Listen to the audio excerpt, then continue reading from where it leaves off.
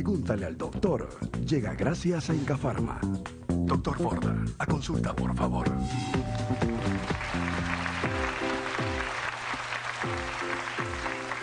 Señora, ya ha llegado un bloque esperado por ustedes. Contestaremos algunas preguntas en Pregúntale al Doctor TV. ¡Vamos para allá! Hola, ¿cómo está? ¿Quién tiene la primera pregunta? Señora, ¿usted cómo está? Bienvenida, muchísimas gracias. A la orden. Dígame, por favor. Cuidado, no se caiga. Gracias. Doctor, ¿qué cuidados se debe tener con una persona que sufre de tuberculosis?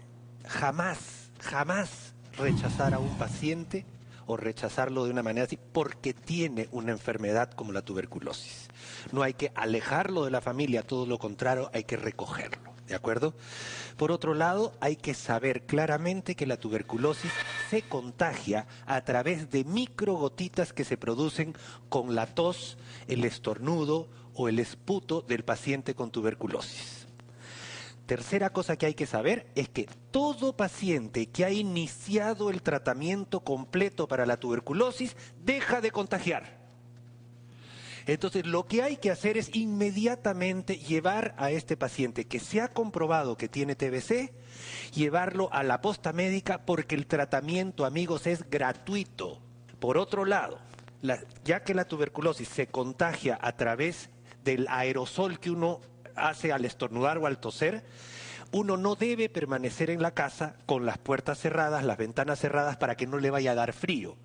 Todo lo contrario, tienen que estar las ventanas abiertas, las puertas abiertas para que corra el aire y se lleve esos bacilos que están flotando en el ambiente. Tiene que tener una buena alimentación porque así es como mejora su sistema inmunológico y tiene herramientas para luchar contra la enfermedad. Pero de nuevo le digo, lo más importante es tener su tratamiento constante, permanente y continuo que puede llegar a durar 6 meses, 9 meses, un año y medio, dependiendo de la gravedad del caso. Esos son los consejos más importantes que le puedo dar. Gracias. Muy amable. Otra preguntita, señora, ¿cómo está? ¿En qué la puedo ayudar? Cuénteme a la orden. Hay más que nada una aclaración. Aclaración, exactamente. Lo Dígame. que pasa es que mis hijos juegan mucho con el gato. Ajá. ¿Hay problemas de salud? Señito, mire, los gatos caseros, los gatos que están en la casa, normalmente han ido al veterinario, están desparasitados, los cuida, uno les da buena alimentación.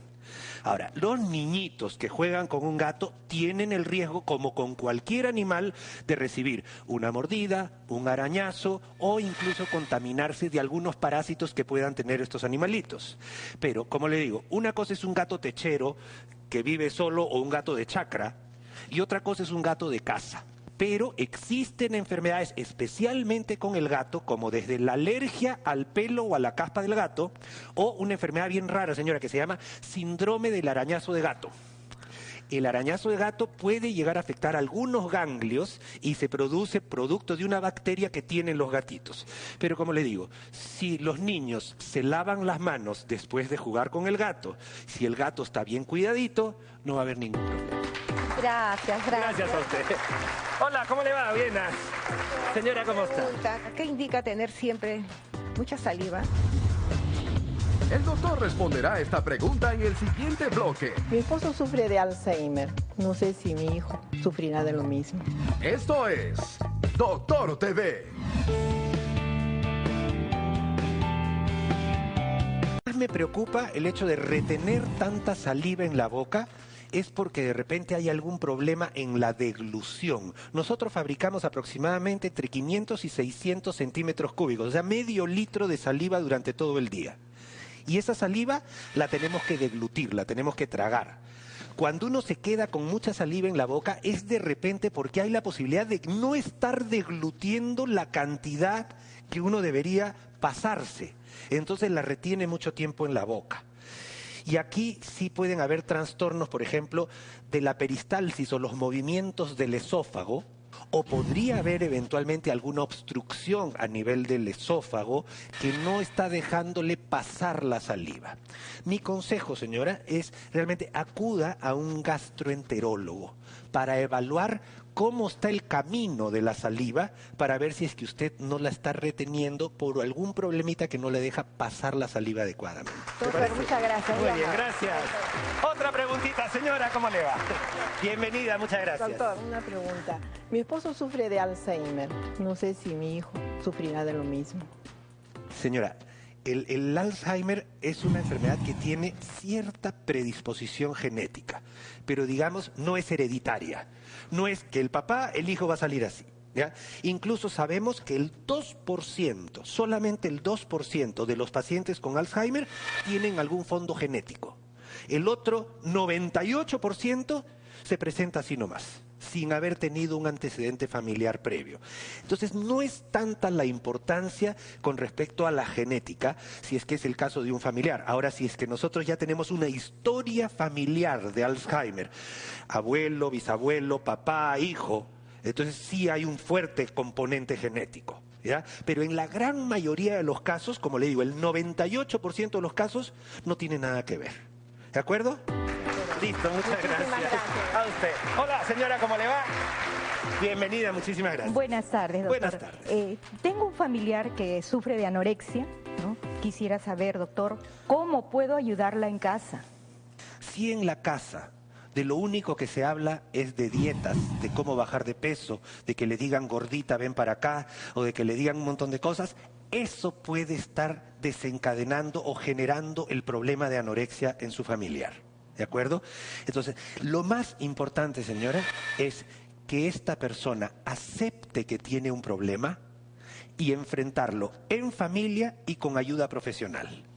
Existen, señora, centros especiales o simplemente un psicólogo, un psiquiatra que en familia ayuden a solucionar este problema que no es sencillo. Al contrario, yo diría que es de difícil manejo, pero afortunadamente en la mayoría de los casos tiene solución. Enfréntelo como familia, enfréntelo con el paciente y traten de buscar ayuda profesional porque cada caso es individual, no se puede generalizar. ¿Estamos de acuerdo? Muchísimas la voy a gracias, dejar con el micrito, por favor. Y nosotros vamos con 3 palabritas a recordar el programa de hoy. Hemos visto que existen peligros especiales si uno se va, por ejemplo, de campamento en Semana Santa. Para eso es necesario que usted arme un botiquín al momento de hacer su equipaje. ¿Por qué? Porque existen algunas pastillas que usted de repente necesita tomar, porque de todas maneras uno se expone muchísimo más a las inclemencias de la naturaleza. Hay que tener mucho cuidado con las quemaduras, con los cortes, con la basura que uno tiene y la forma de manipular los alimentos. Todo esto puede generar desde trastornos digestivos hasta un problema muy serio. Prepare siempre un botiquín. Ya que lo tenemos acá, no se olvide, su botiquín de emergencias para caso de sismos, junto con su mochila de emergencias, es fundamental. También hemos visto un caso de una joven mujer que presenta desde hace mucho tiempo dolor en la espalda. Se le ha diagnosticado escoliosis, una desviación lateral de la columna que le está produciendo dolores desde la punta de la cabeza hasta la punta de los pies. Pero gracias a los médicos que la tratarán, es posible que ella llegue a una cirugía que enderezca nuevamente su columna y le quite esos dolores. Te deseamos desde aquí toda la suerte, Giovanni. Muchas gracias. Y por último, ¿quién no ha tenido alguna vez la barriguita hinchada? Bueno, las 2 causas fundamentales de tener el abdomen prominente con meteorismo, aerofagia, pirosis, todas estas cosas que hacen que se nos hinche la barriga son el estreñimiento y los gases. La única forma de arreglarlo es, primero, mastique muy bien los alimentos, trate de hacerlo 15 veces por bocado, por lo menos. Evite las gaseosas, evite los chicles y por último tenemos algunas soluciones caseras. Una infusión de anís, orégano, manzanilla, clavo pueden ayudar a eliminar esos gases que producen tanto dolor. Muchísimas gracias, amigos, y nosotros solamente recordarle que se comunique con nosotros a través de nuestra página web en www.doctortv.com.pe. Estamos ahí para ustedes. Muchísimas gracias. Gracias a nuestro público.